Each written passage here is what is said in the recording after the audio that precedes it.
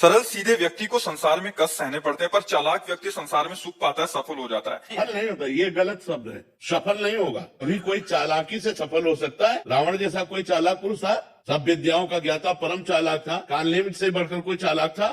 पूरी संजीवनी बूटी जैसी ही द्रोणागिरी में हर औषधि को कर दिया और साधु बनकर बैठ गए। हनुमान जी ने मार डाला, राम जी ने रावण को मार डाला, रहा न को कुल रोवन हारा। चालाक पुरुष सफल कैसे हो सकता? नहीं, सीधा सरल पुरुष कष्ट पा सकता है, पर सफल सीधा और सरल सच्चाई पर चलने वाला हो। जैसे धर्मराज युधिष्ठिर बिल्कुल सीधे थे, यहाँ तक इतने सीधे थे कि युद्ध क्षेत्र में कल कौन सी रणनीति है वो जाके दुर्योधन सीधे पूछ लेता था। भ्राताश्री कल कौन सा चक्रव्यूह रचना है वो बता देते थे। इसीलिए भगवान दो बैठक करते थे, एक युधिष्ठिर के साथ और एक युधिष्ठिर से अलग। युधिष्ठिर के साथ जो बैठक की वो चक्रव्यूह रचना ही नहीं होगी, क्योंकि वो दुर्योधन को पता हो। इतने सरल थे कि वो आके पूछ लेते, वो पूरी बात बता देते थे। तो आप देखो विनाश किसका हुआ? चतुर चालाक, जिसके साथ शकुनी, दुशासन, कर्ण, दुर्योधन के साथ इतने चालाक, चालाकी की हद थे ये लोग। तो क्या ये लोग सफल हुए?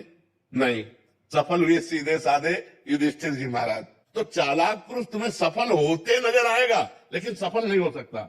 सीधा साधा पुरुष तुम्हें दुख भोगते नजर आएगा, लेकिन वो दुख भोगेगा नहीं, आगे चलकर वही विजय को प्राप्त होगा।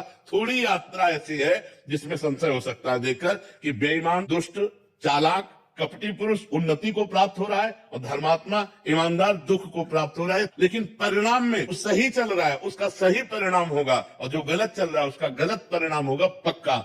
उसका पुण्य उसको साथ दे सकता है, लेकिन जो जीवन का परिणाम है वो ये पद नहीं है। मरोगे तो तुम्हारे साथ पद नहीं जाएगा, तुम्हारे साथ रुपया नहीं जाएगा, अच्छाई जाएगी, तुम्हारे सत्कर्म जाएंगे। और ये पक्की बात समझ लो, तब आपके आचरणों का, और भगवान ऐसी बुद्धि भ्रष्ट कर देते हैं कि खुला आचरण उसकी गंदगी सामने आ जाती है। आदमी की इज्जत चली गई तो किसी योग रह गया। तो ये पक्का समझ लो, अच्छा पुरुष और धर्मात्मा पुरुष दुखी हो सकता है लेकिन हार नहीं सकता।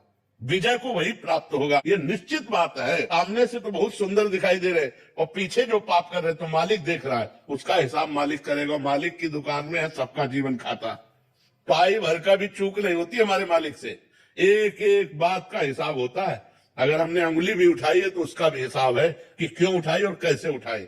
परमात्मा सबको देख रहा है, इसलिए ये मत जानो कि कोई देख नहीं रहा है, हम अच्छाई कर रहे हैं, हमें बुराई पर बुराई मिलती चली जा रही, कोई हमारे देख नहीं। परमात्मा देख रहा है, और जो एक है कि मैं छल कपट बुराई से बढ़ रहा हूं तो देख लेना तुम नष्ट हो जाओगे।